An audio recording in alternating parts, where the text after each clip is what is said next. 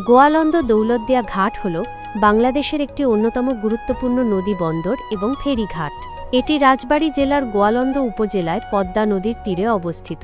এই ঘাটটি মূলত মানিকগঞ্জের পাটুরিয়া ঘাটের সাথে সংযোগ স্থাপন করে। ভৌগোলিক অবস্থান ও গুরুত্ব।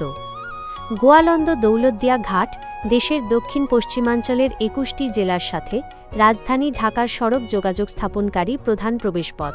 পদ্মা সেতু চালু হওয়ার আগে এই ঘাটটি ছিল দেশের সবচেয়ে ব্যস্ততম ফেরি রুট, যেখানে প্রতিদিন হাজার হাজার যানবাহন ও লক্ষ লক্ষ যাত্রী পারাপার হতো।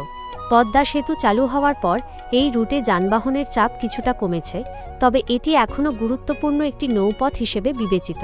বিশেষ করে বাণিজ্যিক যানবাহন যেমন ট্রাক এবং কিছু যাত্রীবাহী বাস এখনও এই রেলি রুট ব্যবহার করে।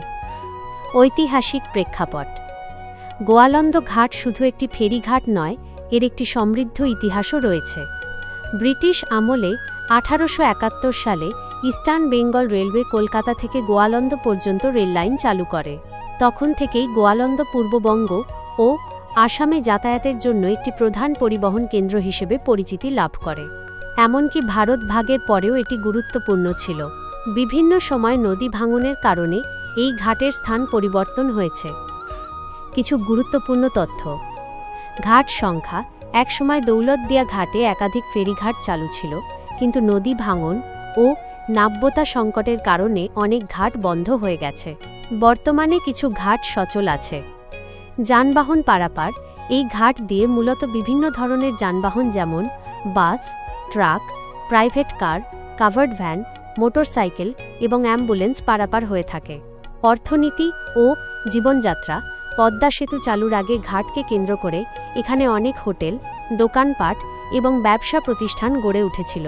তবে বর্তমানে যানবাহনের চাপ কমে যাওয়ায় অনেক ব্যবসা প্রতিষ্ঠান বন্ধ হয়ে গেছে এবং স্থানীয় অর্থনীতির ওপর এর প্রভাব পড়েছে।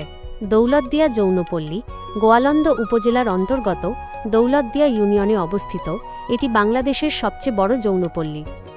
গোয়ালন্দ দৌলতদিয়া ঘাট এখনও দেশের অভ্যন্তরীণ যোগাযোগ ব্যবস্থায় একটি গুরুত্বপূর্ণ ভূমিকা পালন করে চলেছে।